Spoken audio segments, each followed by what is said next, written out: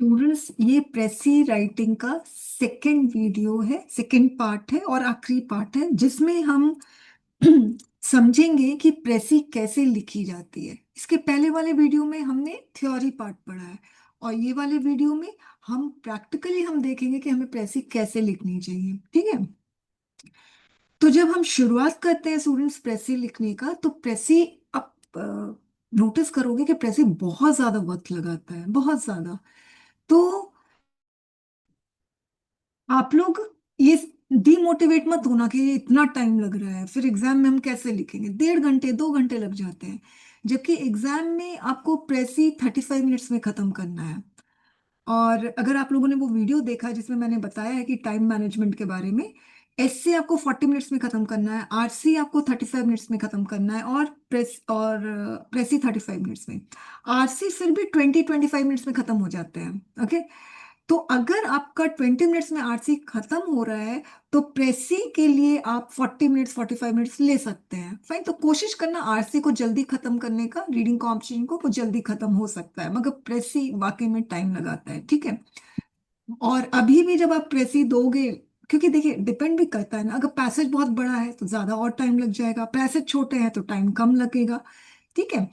Anyways, अब आप लोग जब फर्स्ट टाइम प्रेसी लिखोगे तो आप लोगों को टाइम लगेगा, मगर आप लोग टाइम दोगे, बार बार प्रैक्टिस करोगे, आप देखना टाइम रिड्यूस होता जाएगा। ये स्टूडेंट्स का एक्सपीरियंस है। 1.5 घंटा लगता था, 1 घंटा लगा, फिर आधे घंटे में प्रेसी खत्म हो जाती है। ओके।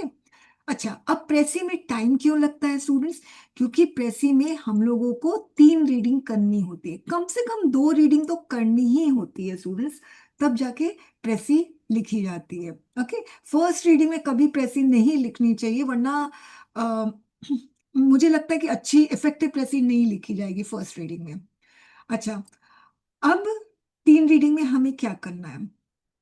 देखिए, मैंने आपको रीडिंग कॉम्प्रहेंशन में भी जो बताया था वही बात मैं प्रेसी में बताऊंगी। रीडिंग कॉम्प्रहेंशन मैंने आप लोगों को बताया था कि सबसे पहले आप पैसेज मत पढ़ो, सबसे पहले आप क्वेश्चन पढ़ो। क्वेश्चन पढ़ो, फिर उस क्वेश्चन से 5 क्वेश्चन 6 क्वेश्चन से आइडेंटिफाई करो कि कौन सा कॉमन कीवर्ड है, और वो ही कॉमन कीवर्ड पूरा पैसेज का टॉपिक बन जाता है। ओके। तो और फिर उसके बाद यू फाइंड आउट कि उस टॉपिक के बारे में राइटर पॉजिटिव बात, प्लेजेंट बात बोल रहा है, नेगेटिव बात, अनप्लेजेंट बात बोल रहा है। फाइन। ये क्वेश्चन पढ़ के आप लोग आइडेंटिफाई कर सकते हो। फाइन। अब उसके बाद पैसेज पढ़ो, मैं आरसी का बता रही हूँ, उसके बाद पैसेज पढ़ो। मगर जब आप उसके बाद पैसेज पढ़ रहे हो, तो प्लीज पैसेज को लाइन बाय लाइन समझने की कोशिश मत करो, वर्ड टू वर्ड समझने की कोशिश मत करो। आप पैसेज को एट सरफेस लेवल समझने की कोशिश करो। एक फ्लो में आप पढ़ते जाओ। एक बस एक काम करना है, क्वेश्चंस का अगर कुछ आपको कीवर्ड याद है, तो वो कीवर्ड अगर पैसेज में आता है बस उसको आप अंडरलाइन कर लो, ताकि आंसर को लोकेट करने में आपका टाइम नहीं वेस्ट हो। कभी कभी आप देखोगे आपका आरसी है ना, 600 वर्ड्स 500 वर्ड्स का आता है, बहुत लंबा होता है पैसेज। अब उसमें लोकेट करते रहो, बस ये अच्छी बात है कि आपके डिवाइड हो जाता है, फर्स्ट पैराग्राफ को 1 2 3 ऐसे नंबरिंग कर देते हैं, ये अच्छी बात है, मगर फिर भी पैसेज लंबा होता है। आपको यही काम प्रेसी में करना है। जब आप लोग फर्स्ट रीडिंग कर रहे हो ना स्टूडेंट्स, तो फर्स्ट रीडिंग में हर एक पैसेज में जो भी इंफॉर्मेशन दिया है, जो भी आइडिया, जो भी पीस ऑफ कंटेंट है, उसको प्रोसेस करने मत लग जाओ, उसको एब्जॉर्ब मत करो, उसको समझो मत, कुछ भी नहीं करना है। फर्स्ट रीडिंग में आपको सिर्फ 2 काम करना है। पहला काम, आपको हाई काउंट वर्ड आइडेंटिफाई करना है। High count word is the word, is the key word that is being repeated in the passage many number of times। वो हाई काउंट वर्ड हो जाएगा। अब आप ये मत बोलना द इज वॉज, नहीं। एक कोई पर्टिकुलर की वर्ड होगा जो आप देखोगे, अरे यहाँ पर भी आ रहा है, इधर पे भी आ रहा है, उधर पे भी आ रहा है, आपको समझ में आ जाएगा, अरे यार ये ना, ये जो हाई काउंट वर्ड है ना, यही पूरा पैसेज का टॉपिक है। तो पहला काम आपको ये करना है, high count word, first reading. दूसरा आपको काम करना है कि हाई काउंट वर्ड, इस हाई काउंट वर्ड के बारे में राइटर क्या बात कर रहा है, आपको एक लाइन में बताना है। और high count word becomes the topic of the passage, मगर कोर एसेंस ये एक लाइन होगा जो हाई काउंट वर्ड के बारे में बताया जा रहा है। ओके, तो वो one line becomes the core essence of the passage. और आपको अपनी प्रेसी को कोर एसेंस से ही शुरू करना है। अगर आप अपने प्रेसी को कोर एसेंस से शुरू करते हो तो एग्जामिनर को from the very first sentence examiner को पता चल जाएगा, अरे इसको तो समझ में आ गया पूरा का पूरा पैसेज, इसने तो कोर एसेंस से पकड़ लिया। अब वो ऊपर ऊपर देखेगा, ऊपर ऊपर देखेगा, सुपरफिशियली देख के आपको मार्क्स दे देगा बस। कितनी अच्छी बात है ना, उसकी मेहनत कम हो जाएगी। समझ में आया? तो आपको हाई काउंट वर्ड पहचान के फिर ये पता लगाना है कि राइटर इस हाई काउंट वर्ड के बारे में क्या बात कर रहा है। फाइन। अब ऐसे ही हम मूवीज में भी करते हैं। ठीक है, आप चाहते हो कि मैं कोई मूवी देखूं, ठीक है, तो आप मुझे, मैं बोलूंगी कि बस मूवी के बारे में मुझे एक लाइन में बता दो, फिर मैं डिसाइड करूंगी मुझे मूवी देखना है कि नहीं देखना है, राइट? फाइन। तो आप मुझे कोई भी ऑडियो अनम्यूट करके मुझे कोई ऐसी मूवी का नाम बताए और उस मूवी में क्या है सिर्फ एक लाइन में बताए। Anybody who has watched any movie recently can talk about that movie in only one line। बताइए कोई भी।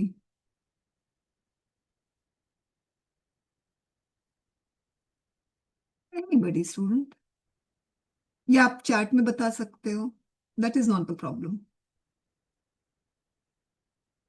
सभी मूवीज देखते हैं।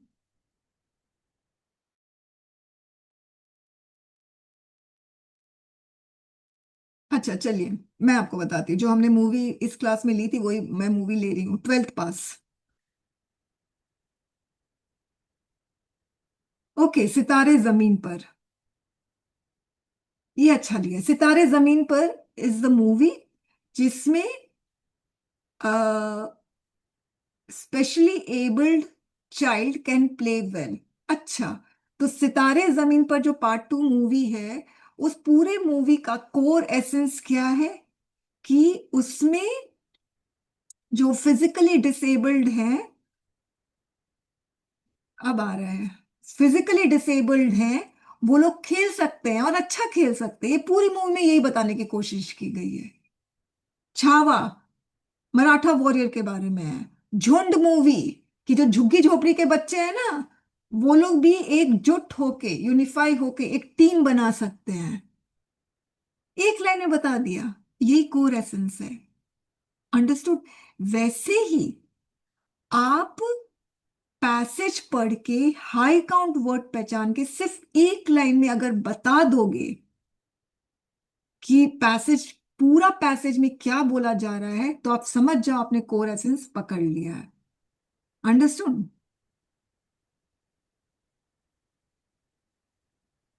फाइन। अब हम सेकेंड रीडिंग में आते हैं। तो फर्स्ट रीडिंग हो गया, आपका काम हो गया। अब हम सेकेंड रीडिंग में आते हैं। सेकेंड रीडिंग में आपको क्या करना है कि अ, होता क्या है, पैसेज में राइटर अपने फ्लो में लिखता है। फ्लो में लिखता है तो इधर उधर का जो कॉन्सेप्ट है वो स्कैटर्ड रहता है ना, आइडिया स्कैटर्ड रहते हैं, अपने फ्लो में लिखा, कभी कभी बहुत रिपीट भी करता है राइटर। आपको क्या करना है कि जितना भी स्कैटर्ड है, आपको वो, एक सेकंड, एक सेकंड,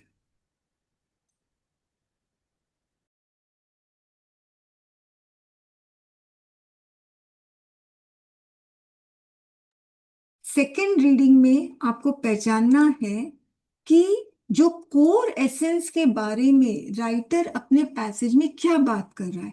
क्या वो कॉज बता रहा है, इफेक्ट बता रहा है, कुछ डिस्क्रिप्शन दे रहा है? डिस्क्रिप्शन दे रहा है तो पॉजिटिव डिस्क्रिप्शन डिस्क्रिप्शन है कि नेगेटिव डिस्क्रिप्शन है?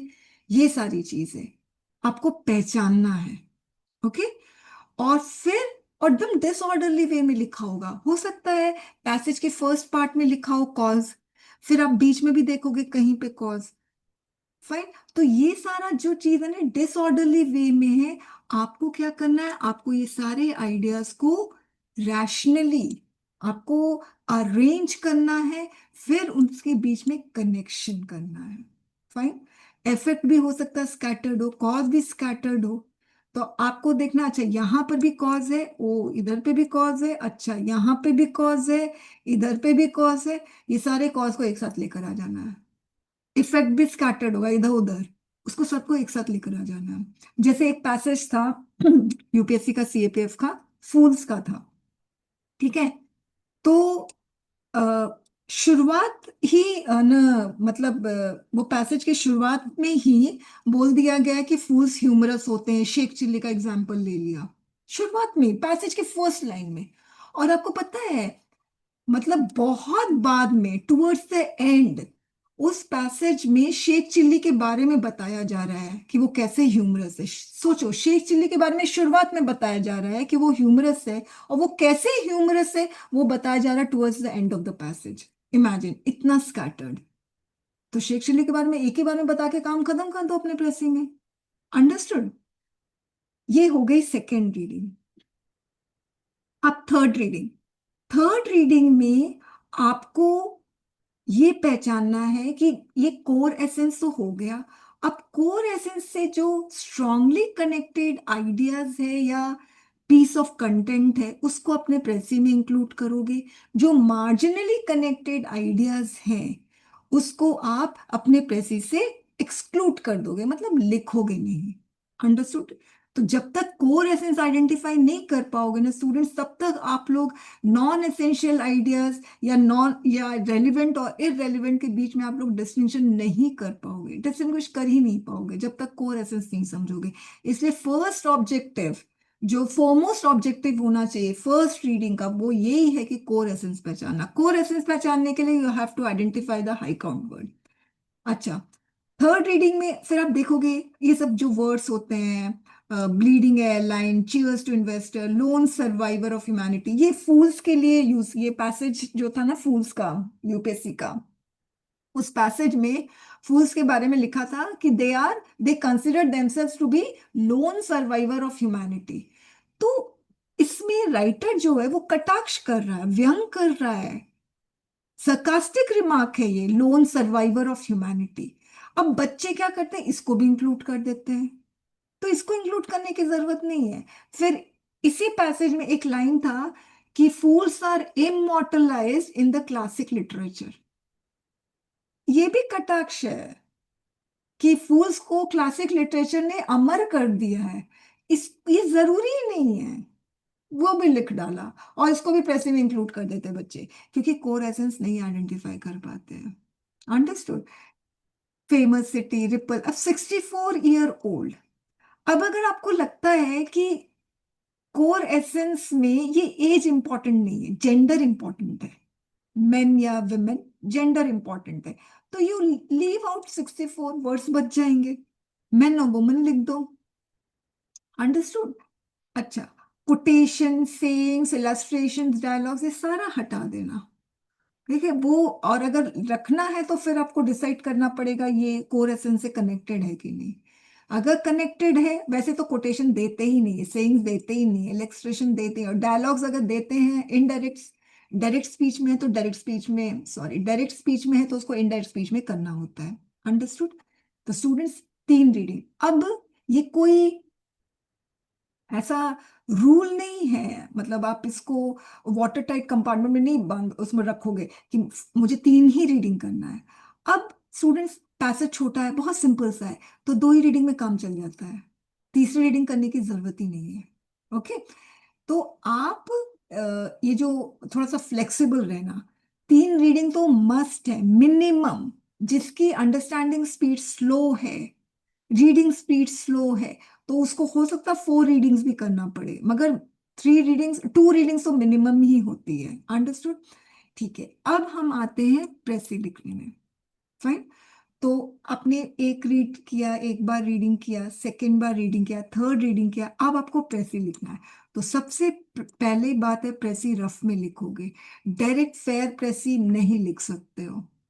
अगर लिखोगे तो आप ये सोचिए कि अगर आपसे कोई मिस्टेक हो गई तो आपको वहीं पर कुछ भी चीज को स्ट्राइक ऑफ करना पड़ेगा, थोड़ा सा डर्टी लुक आ जाएगा उसमें। तो बेटर क्या है, रफ में प्रेसी लिखो।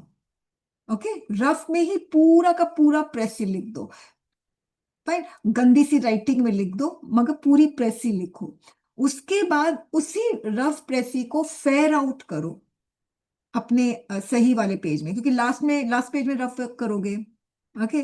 और जहां पे प्रेसी लिखनी वहां पे प्रेसी लिखो, और जब फेयर आउट कर रहे हो तब आप अच्छा ये सही नहीं है, इसको हटाना चाहिए, अच्छा वर्ड लिमिट से ज्यादा हो गया तो इसको ये वाला सेंटेंस हटा सकते हैं। ये सारी चीजें जब आप फेयर आउट करोगे तो आप कर सकते हो, ठीक है। अच्छा, अब जब प्रेसी आप लोग शुरू करते हो लिखना तो याद। Ma'am, actually, just a minute, I am interrupting you. I'm hmm. sorry for that, but may I know that should I do the rough work at the end of the answer script or on the behind of the question paper? Actually, a,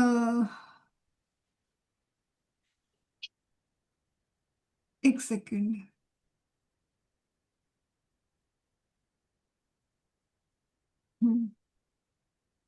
Arijit, yes, see, I do not have any idea about what the instructions they give in JC exams. Okay, I do not have any well, idea. So usually, whenever in descriptive exam, whenever answer booklet is given, it it is assumed that rough work is done at the back of the answer script. Usually, in UPSC sheets, it is done solely. I mean, rough work is done at the back, and it's written in very big letters. Rough work. 4 pages are devoted for rough work. Fine. okay, ma'am, we'll figure out. Huh. Okay, But the problem is that when you do rough work at the back of the pages, at the back of the answer script, then always you have to flip the pages, flip over the page. अच्छा ये लिखा है फिर उसमें तो थोड़ा सा difficult है। So you have to decide for your self कि उस समय सिचुएशन क्या है, क्या you have got the space in the question paper. If you have got the space in the question paper, you can write there also if invigilator doesn't forbid you. Okay. okay, ma'am. Okay, ma'am. ठीक है। Thank you. हम्म। अम, अब देखिए प्रेसी लिखना है आप लोगों को। आप लोगों को प्रेसी कोर एसेंस से स्टार्ट करना है। और अगर सपोज कोर एसेंस नहीं समझ में आ रहा है तो एटलीस्ट हाई काउंट वर्ड समझ में आ रहा है, वो तो किसी को भी समझ में आ जाएगा। तो हाई काउंट वर्ड से ही स्टार्ट कर दो। कम से कम किसी से तो स्टार्ट करो जो लग रहा है कि ये कोर एसेंस हो सकता है या कोर एसेंस का पार्ट हो सकता है, भले माइन्यूट ही पार्ट क्यों ना हो। अंडरस्टूड। अब मैं ये अज्यूम करके चलती हूँ कि आपको कोर एसेंस समझ में आ गया है, तो प्रेसी को अपने कोर एसेंस से स्टार्ट करना है। Very first line core essence का ही होना चाहिए। उसके बाद नेक्स्ट लाइन ऐसा होना चाहिए जो कोर एसेंस से कनेक्टेड हो, कंटिन्यूटी में हो। ओके। और जितना भी आप सेंटेंसेस लिखोगे वो ऑर्डरली अरेंज्ड हो, इंटरकनेक्टेड हो। फाइन।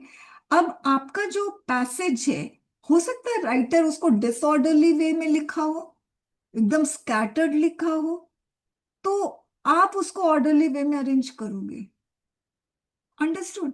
अब आप ये मत सोचोगे कि अच्छा ओरिजिनल पैसेज में 4 पैराग्राफ है तो मैं अपने प्रेसी में भी 4 पैराग्राफ दूंगा। नहीं, कोई बाउंडेशन नहीं है। आप ये मत सोचना ओरिजिनल पैसेज इस लाइन से शुरू हो रहा है तो मुझे भी इसी लाइन से शुरू करना है। Not necessary. एकदम भी आपको कोर एसेंस पकड़ना है बस, और उसी से कंटिन्यू करना है। अंडरस्टूड। आगे बढ़ते हैं, ये चीज समझ में आ गई। अच्छा, ग्रामेटिकल एरर मिनिमम, छोटे छोटे सेंटेंसेस बनाओ, फुल स्टॉप पुट करो, कैपिटल लेटर की मिस्टेक मत करो।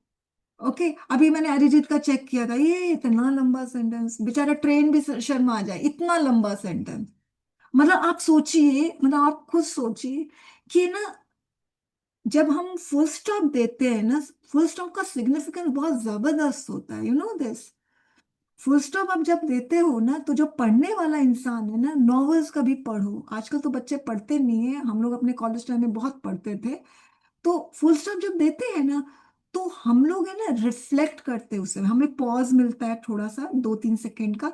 तो जो हमने पहले पढ़ा है ना उस पे हम सबकॉन्शियसली हम रिफ्लेक्ट करते हैं, या हम समझने की कोशिश करते हैं पहले वाला सेंटेंस में क्या लिखा है। मगर अगर फुल स्टॉप ही नहीं दिया है और वो सेंटेंस ट्रेन की तरह चलता जा रहा है, चलता जा रहा है, तो आई मीन आप सोचिए कि the reader is not getting time to breathe.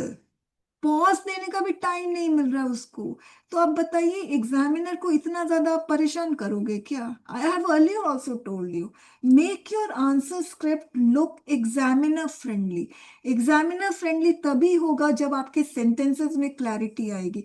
Clarity तभी आएगी जब आप छोटे सेंटेंसेस फ्रेम करोगे। बड़े बड़े सेंटेंस कॉमा लगा के कंजंक्शन लगा के बनाते जाओ ट्रेन की तरह लंबा लंबा, ठीक है, कोई फायदा नहीं है, कॉम्प्लिकेटेड हो जाता है वैसा सेंटेंस। कैपिटल लेटर की फुल स्टॉप के बाद कैपिटल लेटर शुरू होता है, सेंटेंस का स्टार्टिंग कैपिटल लेटर से होता है। मैं अभी कुछ बच्चों को इस ग्रुप में बता रही हूँ, sentence starts with the capital letter. Okay, word limit बहुत जरूरी है ना। 150 वर्ड्स अगर बोला तो उसको 151 मत करना, 140 ठीक है, 145 सही है, क्योंकि इंस्ट्रक्शन में लिखा शुड नॉट एक्सीड। ओके, अब हम आते हैं ये वाला पैसेज जिसको मैंने कहा था आप लोग पढ़ोगे, तो आई होपफुली सबने पढ़ा होगा।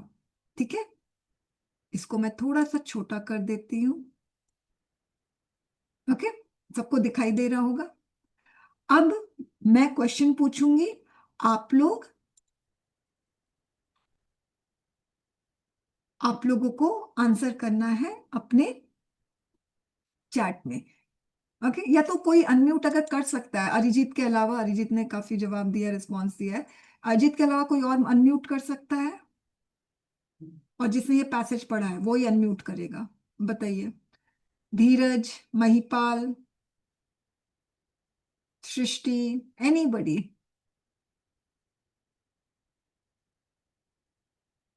Who can unmute? Nobody can. Anyways ठीक है, चैट में बोलना, ठीक है। ओके, ये पैसेज है।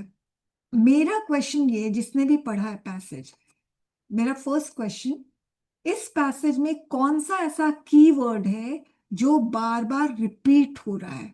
चैट में लिखो।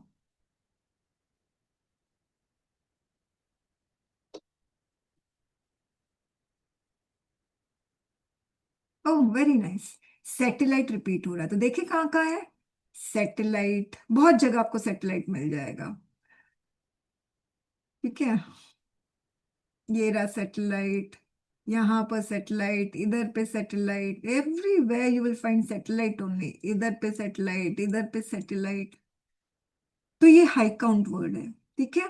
तो हाई काउंट वर्ड आपको हर जगह दिखेगा, यहाँ पर सैटेलाइट, इधर पे सैटेलाइट। अब आपको नेक्स्ट क्वेश्चन मेरा ये सैटेलाइट हुआ।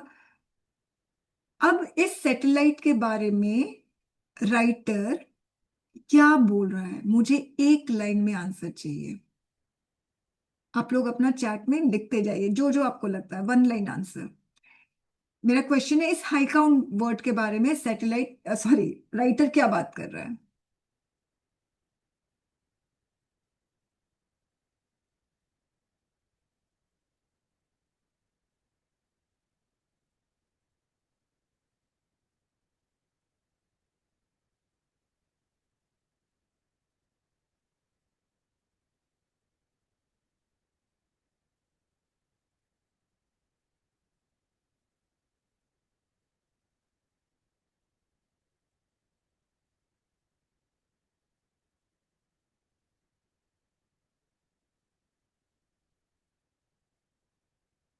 अंकित ने बोला यूसेज, शिवानी ने बोला एडवांटेजेस, अनुग्रह ने बोला various aspects related to satellite, Sneha ने बोला use of satellite, Ajit usage, Dheeraj importance, Mahipal importance, advantage, usage, journey of satellite and its usage. Akash, Akash ने बोला जर्नी ऑफ सैटेलाइट। ओके, और एक ने बोला है वेरियस एस्पेक्ट्स, अनुग्रह ने वेरियस एस्पेक्ट्स बोला है, और आकाश ने journey of satellite and its usage. अब मेरा क्वेश्चन ये है कि हम मान के चलते हैं, आकाश का मान के चलते कि journey of satellite is the core essence of the passage. यानी राइटर सैटेलाइट की जो जर्नी, जर्नी का मतलब क्या हुआ, नेविगेशन, है ना, कि सैटेलाइट कैसे ट्रैवल करता है। अगर सपोज हम मान के चलते हैं आकाश का कि यही core essence of the passage है, तो मुझे आप लोग बताएंगे किस किस पैराग्राफ में सैटेलाइट का नेविगेशन के बारे में, if we assume that navigation of satellite is the core essence of the passage, तो किस किस पैराग्राफ में नेविगेशन के बारे में या सैटेलाइट कैसे ट्रैवल करता है उसके बारे में बात किया जा रहा है? चैट में बताएंगे किस पैराग्राफ में है।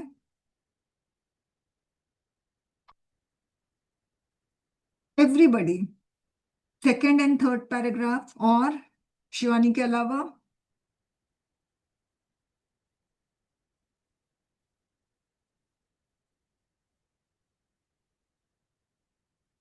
First second and third para. Okay Sneha.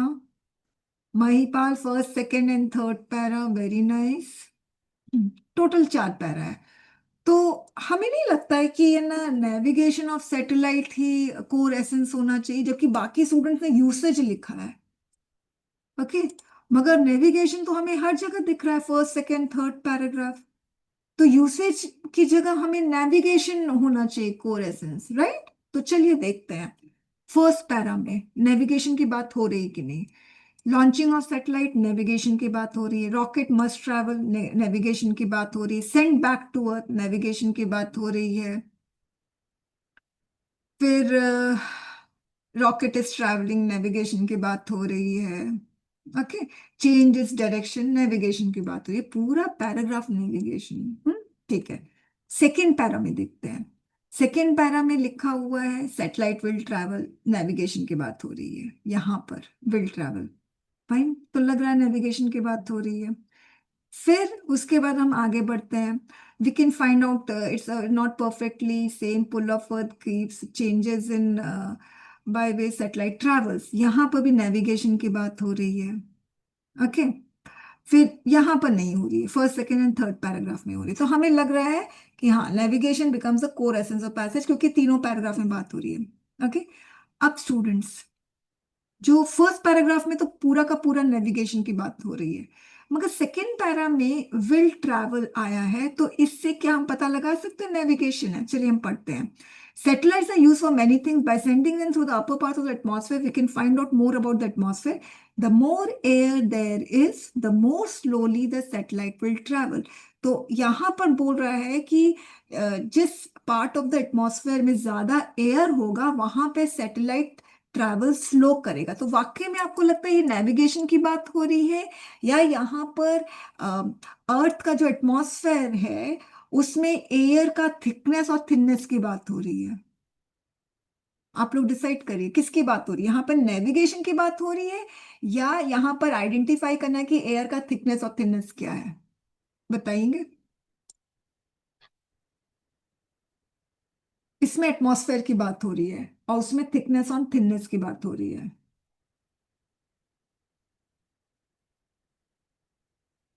ठीक है। यस। तो नेविगेशन की बात नहीं हो रही है। थर्ड पैराग्राफ लिखा है satellite travels, we can find out by watching the way a satellite travels, we can find out whether the earth gravity changes anywhere. तो यहाँ पर सैटेलाइट जिस तरह से ट्रैवल करता है उससे अर्थ ग्रेविटी कैसे कैसे चेंज हो रहा है वो फाइंड आउट करना। तो एक्चुअली में यहाँ पर भी नेविगेशन नहीं है, यहाँ पर तो अर्थ का ग्रेविटी कैसे चेंज होता है, वो सैटेलाइट जैसे ट्रैवल करता है वैसे ही अर्थ का ग्रेविटी चेंज होता है, राइट? तो इसमें अर्थ का ग्रेविटी जानने के लिए हमें देखना पड़ता है सैटेलाइट कैसे ट्रैवल हो रहा है। तो यहां पर भी नेविगेशन की बात नहीं होनी है। अंडरस्टूड? तो स्टूडेंट्स, 1 2 3 4 4 पैराग्राफ्स है। चारों पैराग्राफ में सिर्फ फर्स्ट पैराग्राफ ऐसा है जो थ्रू एंड थ्रू नेविगेशन के बारे में बात कर रहा है, मगर सेकंड थर्ड फोर्थ पैरा में नेविगेशन की बात नहीं हो रही है, सिर्फ यूसेज की बात हो रही है। सैटेलाइट यूज, सैटेलाइट का यूसेज क्या है? एयर का थिकनेस एंड थिननेस जानना, शेप ऑफ अर्थ जानना, और वेदर फिनोमेना जानना, प्रेडिक्ट करना, वेदर फोरकास्टिंग, बस। नेविगेशन सिर्फ यहाँ। तो को अरे आप सोचिए ना, 4 पैराग्राफ में 3 पैराग्राफ यूसेज के बारे में और सिर्फ एक ही पैराग्राफ नेविगेशन के बारे में। तो कोर एसेंस क्या होगा? नेविगेशन होगा कि यूसेज होगा? जर्नी ऑफ सैटेलाइट होगा कि नेविगेशन होगा? आई sorry, journey navigation both same, कि यूसेज होगा? बताइए आप लोग।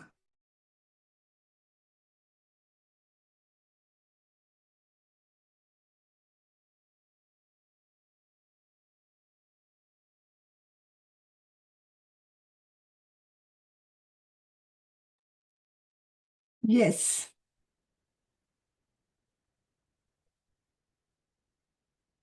यूसेज होगा। बात समझ में है कैसे कोर एसेंस पहचानना है आप लोगों को? अब स्टूडेंट्स, अब देखिए, कोर एसेंस है यूसेज ऑफ सैटेलाइट। इसका मतलब ये है कि ऐसा कोई भी पीस ऑफ कंटेंट जो यूसेज ऑफ सैटेलाइट से कनेक्टेड है स्ट्रांगली, उसको आप लोग श्रिंक नहीं करोगे, शॉर्टन डाउन नहीं करोगे, अंडरस्टूड, कट डाउन नहीं करोगे।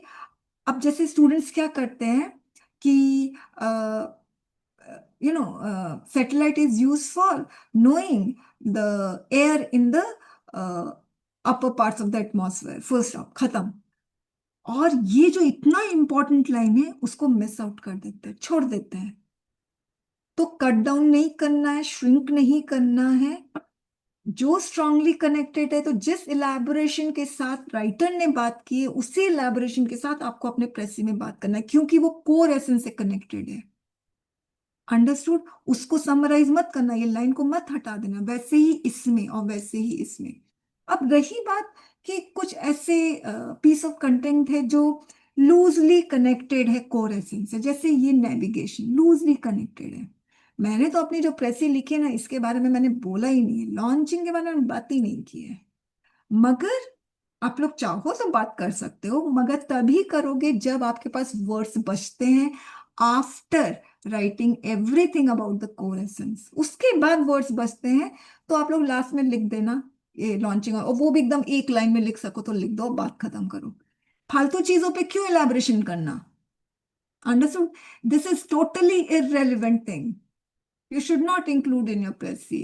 हाँ, अगर बहुत ही मन कर रहा है, एकदम मतलब टेंडेंसी हो रही है, किसी किसी किसी की टेंडेंसी होती है मैक्सिमाइज करने की, आई मीन ज्यादातर की टेंडेंसी मैक्सिमाइज करने की होती है, तब आप लोग ऐड करो। मगर फिर एकदम लास्ट में इन बिटवीन ऐड करोगे तो पूरा वो कंटिन्यूटी है ना, वो ब्रेक कर जाएगा। अंडरस्टूड? समझ में आ गया? ठीक है। अब आप लोगों को नेक्स्ट क्या करना है, अपने जो यहाँ पर आपको टाइप करना है first two lines of the precis. Suppose आपको इस पैसेज का प्रेसी लिखना है, तो पहला दो लाइन क्या होगा प्रेसी का वो आप लिखोगे, और प्रॉपर फुल स्टॉप और कॉमा देकर, ऐसे नहीं टाइप करो तो बस घट घट घट घट कुछ भी टाइप कर दिए, वो काम नहीं करोगे, कैपिटल लेटर की मिस्टेक नहीं करोगे। फर्स्ट दो लाइन आपको प्रेसी का किस तरह से आप शुरू करोगे, और फिर सेकेंड लाइन कौन सा होगा वो लिखना है। अंडरस्टूड? तो फुल स्टॉप भी पुट करोगे क्योंकि दो सेंटेंसेस होगा। Okay, I am waiting.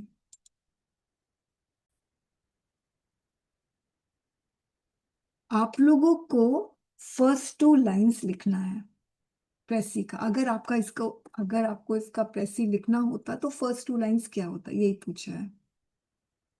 Fine? तो चलिए शुरू करते हैं, बच्चों ने जो लिखा है वो हम डिस्कस करेंगे।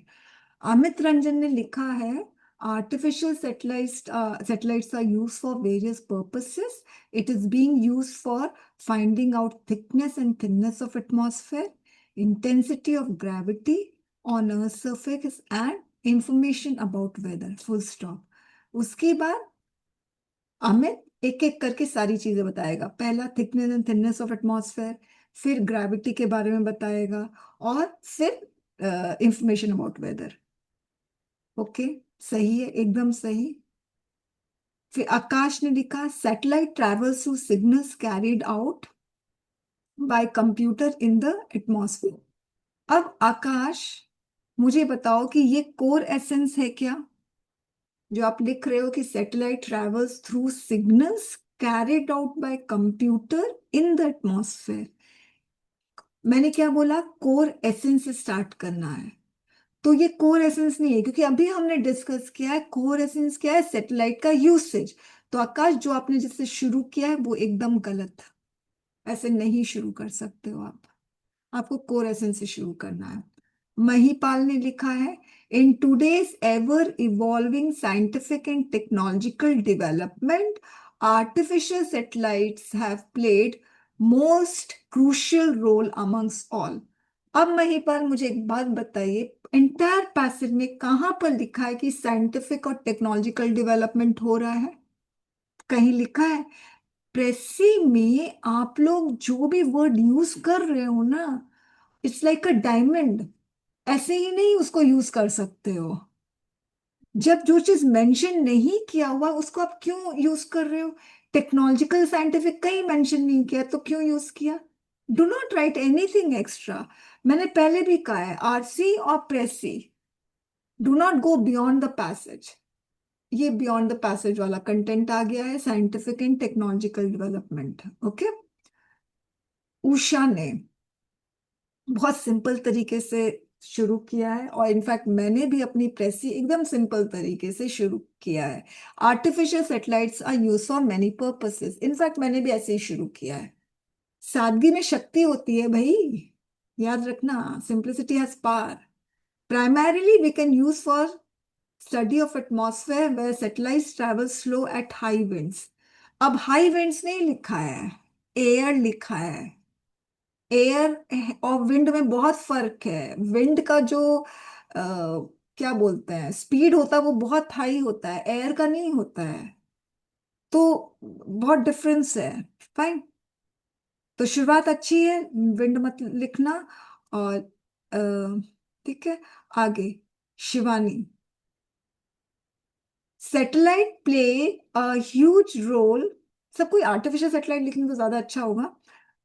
Satellites play a huge role in gathering vital information about the Earth and its atmosphere. बहुत अच्छी शुरुआत है, सिंपल भी है और अच्छी शुरुआत है। The density of air in various layers of atmosphere, the gravity of Earth at different points are some such example. तो सेकेंड जो लाइन है आप सिंपल से ऐसे भी लिख सकते हैं, satellites play huge role in gathering vital information. The first the first such information that we get from satellite is knowing about the thickness and thinness of air. क्यों ना, ऐसे तो आपका वर्ड्स बच जाएगा। पहले आप लिखोगे लेयर्स ऑफ एटमॉस्फेयर, फिर ग्रेविटी, और फिर उसको फिर एक्सप्लेन करोगे, बेटर रहेगा। इस तरह से मैं भूल गई, एक सेकेंड। अब मैं स्नेहा पे आ रही हूँ। There has been usage of satellite for configuring earth atmosphere, weather focus and calculating earth gravity. ठीक है, ग्रेविटी भी नहीं है एक्चुअली, शेप है, मगर ग्रेविटी भी ठीक है, उसी पैराग्राफ में ग्रेविटी है। फिर हरबीर सिंह का satellite usage are multifaceted from analysing earth atmosphere to calculating earth gravitational change. अच्छा है, ठीक है। मगर ये एक फर्स्ट लाइन है, हरबीर सिंह आप सेकंड लाइन भी लिखो। मैंने बोला था ना फर्स्ट दो लाइन लिखना है, तो सेकंड लाइन लिख के बताओ मेरे को क्या होगा। फर्स्ट लाइन को कॉपी करना और उसके नीचे सेकंड लाइन लिखना और फिर भेजो वापस से। अनुग्रह, satellite is a technological Marvel which requires good scientific knowledge while being launched. Okay, सबसे पहली चीज है, कहाँ लिखा है पूरे पैसेज में कि ये टेक्नोलॉजिकल मार्वल है? ठीक है, और कहाँ लिखा है कि साइंटिफिक नॉलेज होना चाहिए? फिर से बोल रही हूं, do not go beyond the passage, it will cost you marks. अपने करियर पे क्यों कुल्हाड़ी मार रहे हो? बार बार कह रही हूं, do not go beyond the passage. Be simple, एकदम सिंपल रहो। ठीक है, अपनी लिखावट में एकदम सिंपलिसिटी लेकर आओ, आपको मार्क्स मिलेगा ही मिलेगा। कॉम्प्लिकेटेड चीज किसी को भी नहीं समझ में आती है। ओके, जो रूल्स के अगेंस्ट होती है वो भी नहीं समझ में आएगी। अंकित, artificial satellites have many usage. Very nice. एकदम simple. Through the change of speed during its travel in atmosphere, we can find the thickness of air at different heights. ठीक है, मगर बेटर पता है क्या होता है? कनेक्टिविटी मिसिंग है अंकित। आपने अच्छा शुरुआत किया है। Artificial satellites have many usage, it's first usages. तो इससे क्या हुआ, अगर आपने लिख दिया इट्स फर्स्ट यूसेजेस तो फर्स्ट लाइन से कनेक्ट हो गया। अंडरस्टूड? तो मैंने बोला ना, आपको ना एक होलसम प्रेसी लिखनी है, कोहेरेंट प्रेसी लिखनी है। तो कोहेरेंट प्रेसी कैसे लिखोगे? जब जो कंसेक्यूटिव सेंटेंसेस है वो एक दूसरे से अगर कनेक्टेड रहे। अंडरस्टूड? तो बेटर रहेगा इस तरह से लिखो। नेक्स्ट है Shivani Tomar, satellites play huge role in gathering. अच्छा ये तो हमने कर लिया था, ओके फाइन। अनुग्रह ने क्या कहा, ma'am I went with the first para for these two line, should we go with the essence of whole paragraph? Anugrah, मैं तो बार बार कह रही हूँ, पूरा एसेंस ही एक लाइन में एसेंस पहचान के उसी से शुरुआत करनी है। एसेंस से यूसेज ऑफ सेटेलाइट, उसी से शुरू करो। Do not write anything extra that is irrelevant और that is not mention in the passage, बिल्कुल भी नहीं। अंडरस्टूड? अब मैं शेयर कर रही हूं मेरे यूपीएससी स्टूडेंट का, ये है, launching of satellite requires many things, right direction with right speed, radio signal connected with fast computer and others to make sure that satellite is going correctly. इसने वीडियो क्लास अटेंड की थी, ये मेरा paid batch का student है, फिर भी ये गलती, इसने एसेंस से शुरू ही नहीं किया। इसने नेविगेशन से शुरू किया है, सैटेलाइट की जो जर्नी उससे शुरू किया, मार्क्स नहीं मिलेंगे। क्योंकि देखिए फर्स्ट इंप्रेशन जो है ना वो जबरदस्त होता है, बड़ा इम्पैक्टफुल होता है। अब ये वाला देखो, ये आप ही के जेसीए वाले स्टूडेंट ने ही ये भेजा है, जो मेरा फ्री इनिशिएटिव ग्रुप है जिसमें फ्री में वैल्यूएशन होता है, उस ग्रुप में इसने भेजा था, मुझे नाम याद नहीं है इसका। इसने शुरू किया आर्टिफिशियल सैटेलाइट्स। आप लोग सबको स्क्रीन नजर आ रहा है students? Yes ma'am. Okay. Artificial satellites are use for many things. अच्छी शुरुआत है, फर्स्ट लाइन गजब का, मजा आ जाए। Second line, by sending them through the upper part of atmosphere, we can find out more about the atmosphere. ठीक है, अच्छा ये भी अच्छा है, सेकंड लाइन भी अच्छा है, ओके। और the more air there is, more slowly the satellite will travel until it falls to earth. बहुत अच्छा। By sending satellite around the earth at different, की स्पेलिंग देखो, DFT। आप समझे? आप वर्ड्स को शॉर्ट करो, मार्क्स भी शॉर्ट हो जाएंगे, और फिर आप एक्सपेक्ट करोगे एग्जामिनर समझे। आप इसके लेटर्स का टेल देखिए, मतलब टेल इतना लंबा है कि नीचे वाले लेटर को हिट कर रहा है। इमेजिन, देखिए ये एफ नीचे वाले लेटर को हिट कर रहा है। फाइन। उसके बाद we can find out more about the, देखिए कितना ब्लर्ड सा फोटो खींचा है। इफ, चलिए ये तो आपको समझ में आ गया ना, ये इसने भेजा है। Oh I am sorry, I was earlier, what I was doing. Okay हाँ ठीक है, यहीं से तो प्रेस स्टार्ट होती है। एनीवेज इसका तो इतना बेकार है, ठीक है। अब आप लोगों को समझ में आया। अब ये वाला जो प्रेसिस को देखो, जब मैं बोलती हूँ ना कनेक्टिविटी, दो कंसेक्यूटिव सेंटेंस कनेक्टेड होने चाहिए, उसके बारे में आप देखिए। According to Gandhi ji, religion is a way of life and personal concern of the individual, therefore person must have tolerance and respect for other choice of different religion. Gandhi also respect other religions and tolerate during his life. Gandhi ji tolerate करते थे दूसरे के religion को, ये passage में नहीं है, इसने अपने मर्जी से ही लिख दिया है कि गांधी जी दूसरे के रिलीजन को टॉलरेट करते थे। कितना नेगेटिव चीज है। एनीवे तो यहाँ पर ये मतलब इधर से लेकर स्टूडेंट्स 10th से लेकर पूरा यहाँ तक गांधी जी रिलीजन के बारे में बता रहे कि रिलीजन क्या होता है, ओके। और दूसरे पर्सन को मतलब चॉइस का रिस्पेक्ट करना चाहिए, ओके। अब फिर इसने क्या किया, लिखा Gandhi ji was born in a Hindu family. अब बताइए कनेक्टिविटी है? यहाँ पे Gandhi ji is opinion about religion, यहाँ पे पूरी बात हो रही है 10th से 40th लाइन तक। अचानक ही बोल रहा Gandhi ji was born in Hindu family. क्यों पता है ये ऐसे क्यों किया है? क्योंकि पैसेज में ऐसे ही है, तो पैसेज के ऑर्डर को इसने फॉलो किया, इसकी वजह से प्रेसी में भी इसका डिसकंटिन्यूटी नजर आ रहा है।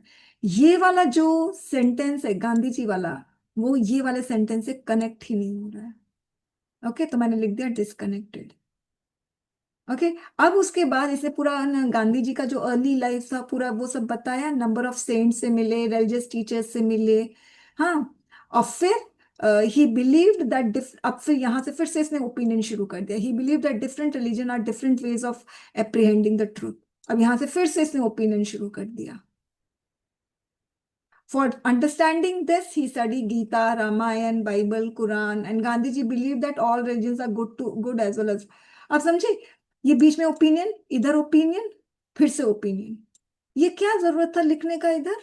आपको अगर लिखने का ही था तो आप इसको करेक्ट करके लिखते। Since Gandhi ji was born, नहीं ऐसे नहीं, सिंस गांधी जी, कहाँ है एक जगह, since Gandhiji had was influenced by number of saints and religious teachers, that's the reason Gandhiji believed that religion is a way of life। इस तरह से कनेक्ट कर दो तब भी ठीक है, मगर इस तरह से ना ओपिनियन बताते बताते उनका जन्म पत्री खोल देना, वो तो सही नहीं है ना।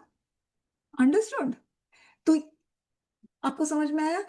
आप लोग जब पैसेज पढ़ोगे तो आप लोगों को ये नहीं देखना है कि पैसेज किस ऑर्डर में है, फर्स्ट लाइन कौन सा है, सेकंड लाइन कौन सा है, आपको वही ऑर्डर फॉलो करना अपने ओरिजिनल पेज में। ऐसा कुछ भी नहीं है स्टूडेंट्स। आप बस कोर एसेंस से स्टार्ट करो, कोर एसेंस के कंटिन्यू करके आगे आप बात करो। ओके, अब बहुत सारे स्टूडेंट्स ऐसे लिखते हैं, मैं आपको बताऊं,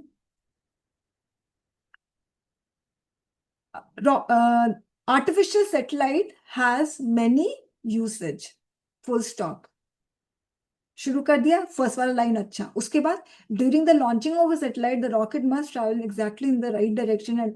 आप समझे? फर्स्ट लाइन तो सही है, मगर सेकेंड लाइन इस लाइन से शुरू कर दी है, वो भी गलत है। क्योंकि जब आप बोल रहे हो कि सैटेलाइट का इतना यूसेज है, तो फिर सीधे यूसेज से ही शुरू करो। एग्जाम ने एक्सपेक्ट करेगा कि अच्छा आप यूसेज के बारे में बताओगे, मगर यूसेज का ना बताकर यूसेज को ओपन कर दिया कि हाँ यूसेज है, यूसेज का ना बता के लॉन्चिंग के बारे में बताने लग गए। एग्जाम को लगा यार ये क्या कर रहे हो। ओके, तो जो आप बात शुरू किए उसी को कंटिन्यू रखो, बीच में ब्रेक करके कुछ और मत बोलने लग जाओ। यूसेज बताते बताते लॉन्चिंग बताना शुरू कर दिए। अंडरस्टूड? अब हरवीर सिंह का आया है, satellite usage of multifaceted from analysing earth atmosphere calculating the change in speed of satellite can reveal the thickness of. ठीक है, एकदम सही है। फाइन। अब स्टूडेंट्स अब बताइए, कोई डाउट है तो पूछ लीजिए।